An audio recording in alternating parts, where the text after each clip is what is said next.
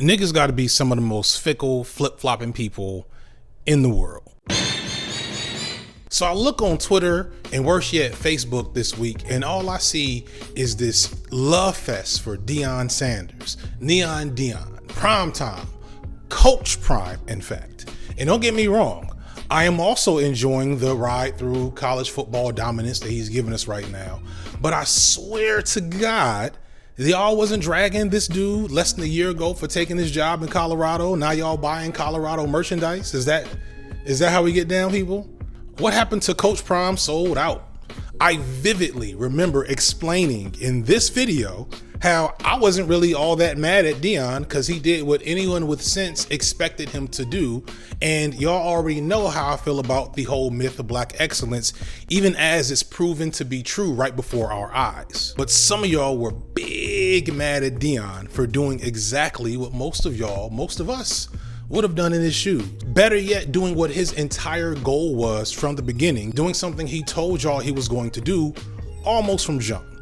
If the phone rang before this mission was complete, if it was a call from the NFL or the Power 5, I'm not going to the NFL. So only one you would answer would be the Power 5. I would entertain. Okay. Yeah. I have to. Going to the Power 5 don't change my lifestyle. Right. But guess what? It changes my coaches. I'm a moment kind of guy. I'm going to dominate this moment, man. Understood. Yeah, then I'll move on to the next moment. But right now, I'm going to dominate this thing. Now, he didn't have to say that he was going to rebuild HBCU football and that God was calling him to Jackson State. That wasn't exactly the best move, but still, the man has big goals. He's officially on that Nick Saban chase, and he's not about to turn down opportunity just to make folks happy, because clearly, folks will change their mind as long as you're delivering them W's. None of y'all have to lay down in that man's bed. None of y'all pay that man's bills. Why should he care?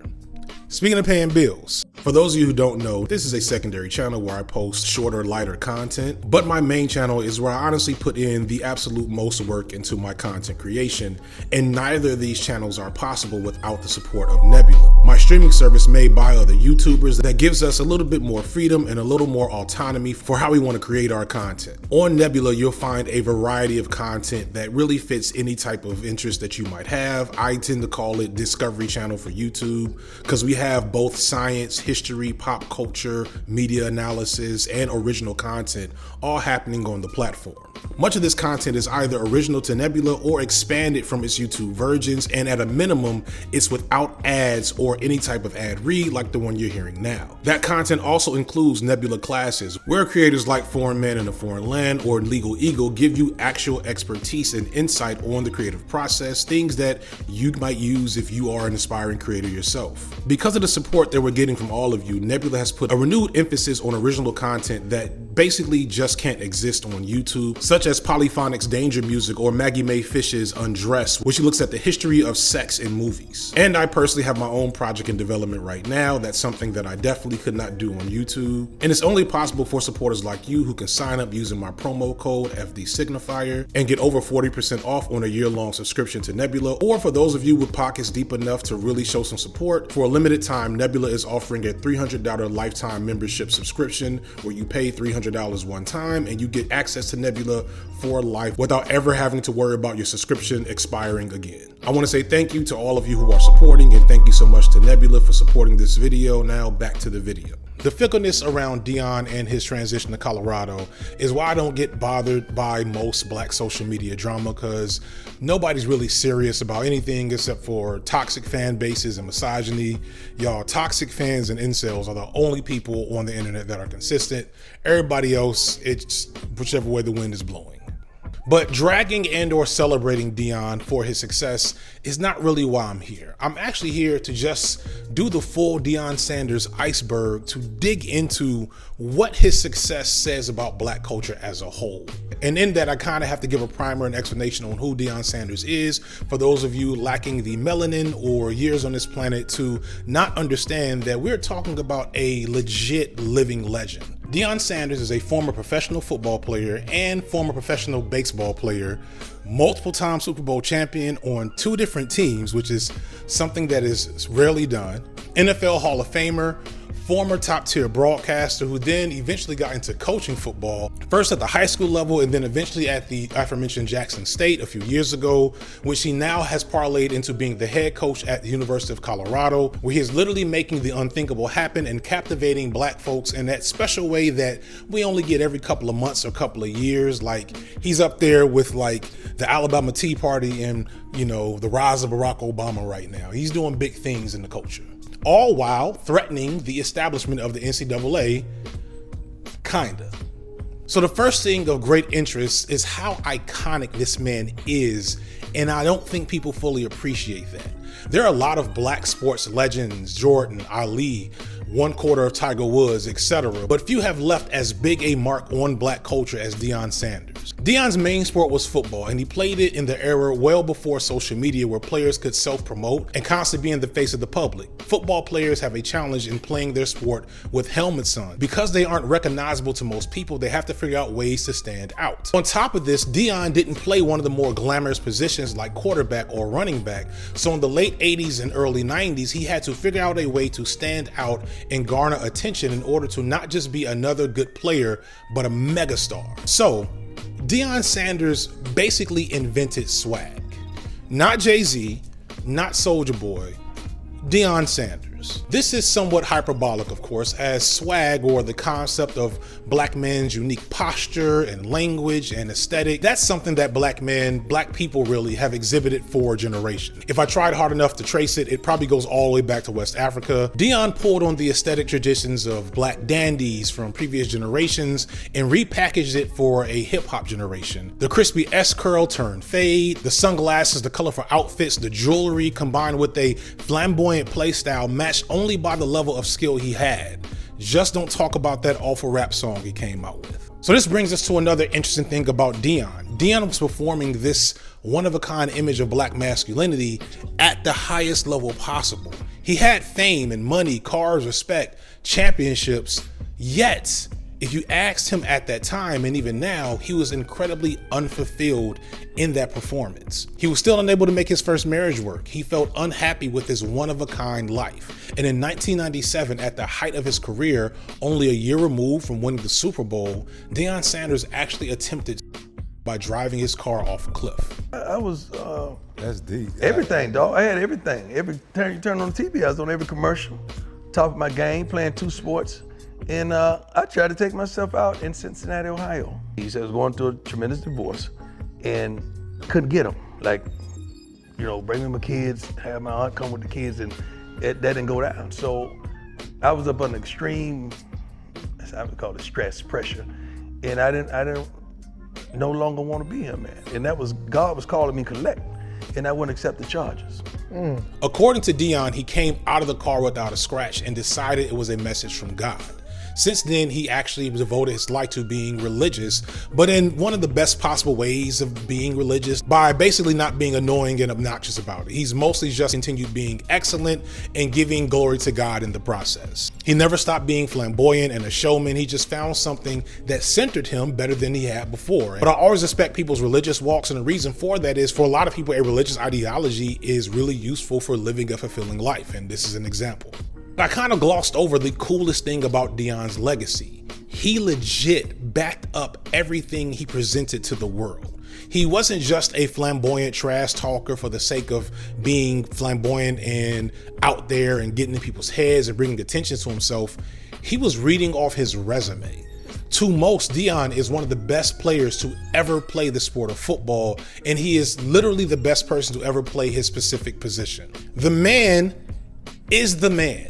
If you've heard Deion Sanders talk, then you kind of get it. He talks with so much flair and bravado. He could be in a coach's room or at the pulpit or at like WrestleMania. Back where I come from, when somebody says something about your mom, you put 1 foot back. So you was ready to get down. But he alluded to the fact that his mama raised him, and my mama didn't raise me right. I raised him right. The man is captivating. His post-game interview from this recent game against Colorado State has over 1.7 million views in less than a week. It's that ridiculous. And lastly, he's done all of this without getting into too much trouble, which is really, really hard to do these days for people I grew up idolizing. Like, I swear every 3 months, one of the people I loved from my childhood does something to disappoint me. But for the most part, Deion's kept his nose clean. He did have a ugly divorce from his first wife, or maybe his second wife, where they had an altercation where they both were arrested. And the situation with his charter school wasn't a good look, but if you know anything about charter schools, that's like 85% of charter schools, sadly. But other than that, I don't think he has any dirt on them. And this is a man who was in his prime in the 80s and 90s. The 80s and 90s, y'all. Nothing has survived the 90s. I say all of this to say that even before Colorado football, if you were to personify the concept of black excellence, Deion Sanders would have to be at the top of the list of ways to do it. And this is where things start to really get interesting and where I start to allow my personal politics to invade just a little bit. So as I mentioned earlier, Deion started out at Jackson State, which is a mid-tier level HBCU in Mississippi, and he went there greatly because it was the only place that would give him a chance to coach without really going through the typical hierarchical proving ground of college football or NFL football, where you have to start at the bottom of somebody else's program and slowly make your way to the top. Deion used his celebrity and his prior experience to jump in at the top, although at a smaller level. And this is the first way in which Deion's kind of subversive, because he basically skipped the good old boys club of the NCAA and went straight to his people, went straight to the culture, and used that as a way to springboard him. And that is why a lot of people were mad at him, because he came in talking like he was just all about being an HBCU guy, but that was never really true. But that doesn't mean the HBCUs didn't get their value out of Deion Sanders. Jackson State got a nice amount of attention and notoriety, and they got a lot of wins during his time. They even, the year before he left, got the #1 recruit in the entire country, Travis Hunter. And this was a huge deal because top tier high school recruits rarely go to HBCUs. I legit can't think of any in recent memory. This is not to say that good players don't come out of black colleges, just that the top recruits don't go there. And please believe, and this is important, the predominantly white run systems within the bigger schools in the NCAA did not like that this small school that was completely black owned and controlled had these types of players. So the obvious happened next. Deion was offered a job at University of Colorado. Colorado is a bottom tier football program, but it's a big college with far more resources than any HBCU. And here would be the big test for Deion, the coach. It's one thing to dominate at a lower level HBCU, but it's another to play in one of college football's top conferences to be successful. And so far, he's done just that. In fact, he's knocked it out the park. Understand that this is a team that won 1 game last year, but now with Coach Prime, they're at the top of college football's at least conversation. And this is how he won black folks back, because there's nothing we love seeing more than black excellence on display, especially when we're beating white folks at their own game. In this case, literally. Depending on when this comes out, he'll be playing one of 2 top teams in the conference in either Oregon or USC. And I wouldn't be surprised if the team lost both of those games, to be honest. But if they win one, it wouldn't be surprising either. And if they win both, we're gonna have to start talking about this 1-win team from last year as a national championship contender. And that would be unprecedented on multiple levels. Either way, though, Deion is now a certified top-tier college football coach and coaching legend. And if not for the fact that Deion has openly stated he doesn't want to be in the NFL, there'd be talks of him headed to the NFL in a few years. I give him 2 or 3 years at Colorado, probably enough time for his sons to graduate and move on to the NFL. And then the real top tier schools of college football will be calling him. And my guess is he ends up at one of the big Florida schools, probably Miami or University of Florida. So what is there to complain about? I mean, he's just a great. This is literally the greatest sportsman of all time. You're a Hall of Famer in one sport, a near Hall of Famer in another professional sport, a champion, and now a coaching legend. What could I have to say? Well, this video isn't really about Deion Sanders. It's about this concept or myth of black excellence. It's something that you've heard me talk about before, but I don't know if I ever have a better example of this conflict than what Deion has given to us. Deion is everything that you could aspire to be in a given field. He was supremely gifted as an athlete.